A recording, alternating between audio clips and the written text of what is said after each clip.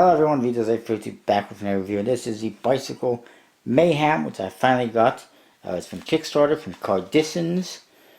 There's some issues with fulfillment because apparently it's being fulfilled by Elite Playing Cards, and apparently they're trying to sabotage Cardisons. It is what it is. I also got some chips, mainly because I thought this was pretty cool. It's a rectangular dealer coin, or dealer chip I should say. Pretty freaking cool. I don't have any like that. And then there's a few other chips. Spade pip, it says Mayhem on it. And there's a heart, a club, a diamond, and another spade pip. Some of them, like this one, it seems like it's a little hard to see some of the details, but they're pretty cool. They're a little dark though in the color department. Then we get to the cards. Let's do that. The front of the box does say bicycle, since 1885 on top. Mayhem, playing cards on the bottom, and you see a spade pip and some other beautiful details. Front of the box looks pretty good. It does say again Mayhem playing cards on the one side with Roman numeral for 2014, and same thing on the other side. Top, Mayhem playing cards again. The bottom, Mayhem playing cards again. And it also says has USB-C info. The back, you see the back design and some other details, and it says Ericus and Fitness cards at the bottom with the Cardisons logo. And then the seal is this really cool M, and it says limited edition. Flap, you get bicycle trademark stuff, and it says Mayhem again. And then here we get a couple of spade pips, I guess it is. And then we get to the cards. Well, first of all, you do get this ad card for Cardisons. It's a spade tip, the logo. It says Cardisons on it, and it says Mayhem right in here, top and bottom. And this is what the faces look like in general on all the cards. Here's another ad card. This is like a Mayhem ad card for a spade pip, and then again the same kind of faces. It could almost be used as like a gaff card, I suppose, but there's no indexes. Here's your back design. You do get red faces with black borders. There is a hell of a lot going on in there. It says Mayhem. You got circular symbols all over the place, lots of gold details. It's almost a little too much. It would have been better if it was a little simpler. But it is actually not a bad looking back design. Then we get your jokers. It says Joker in a quarter in gold.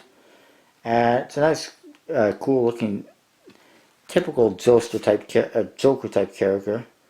And here's the other one. It's some different colors, which make them both really stand out.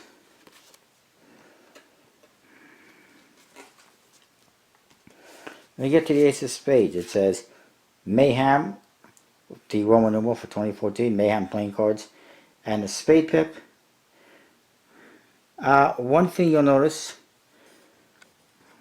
is it tells you on these ones, on the top and bottom, what it is. Ace of Spades, Ace of Spades. And then it says Mayhem here in this detail in the corner. You got the same detail in the other corner, and then your index. There's again a lot going on. I don't think that you need to put Mayhem in there. It's completely unnecessary. It's also equally unnecessary, although in this deck maybe it's necessary, to tell you what the card is. Ace of Spades, 10 of clubs, it says on there, etc., etc. But that's your Ace of Spades. Ace of Hearts, I know because it tells me. Ace of Clubs, and Ace of Diamonds. Then we get to the court cards. They are actually not standard. They're actually custom. They look pretty good. Although they're really small. Like, I don't know why they don't use the whole face of the card. As I mentioned, there's also these details on the two sides, which are pretty cool. But again, more stuff. If these court cards were bigger, more blown up, would be better. It would also be better, as is, if they didn't put a pip in there. Because I got a pip right there. I don't need this one right here.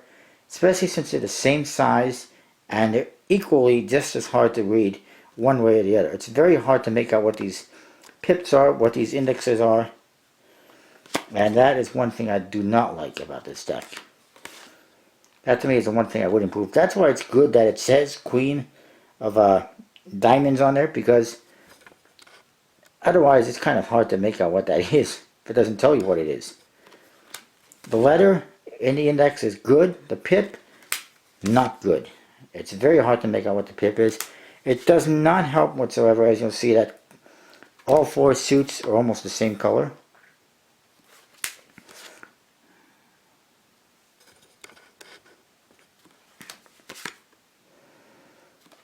I mean, I like the artwork, I like the faces. The chord cards are pretty good. There's just too much going on in there. So here we'll look at the number cards. Here's your spades. Here's your hearts. Did you see a difference? There's not much of a difference. There's a little difference. One is more gold, one is more bronze. But there's not much of a distinguishing difference between one suit color and the other. And then, of course, like I said, red faces, black borders. There is definitely some issues with this deck. Most of them could have been rectified before it was ever produced, but obviously that didn't happen. There's bicycle stock Aircus and Fitness, which is good, good, good. It looks pretty cool when you fan it out, as you can see. Or when you spread it out. Because of those details, and I'm sure the faces are pretty good as well. Oh yeah. And this actually is like a copy from the Ornates, basically. But oh, a little bent up. That's what you get. These ones are having some difficulty fulfilling, like I think I mentioned, thanks to Elite playing cards. But I finally got mine. It's okay.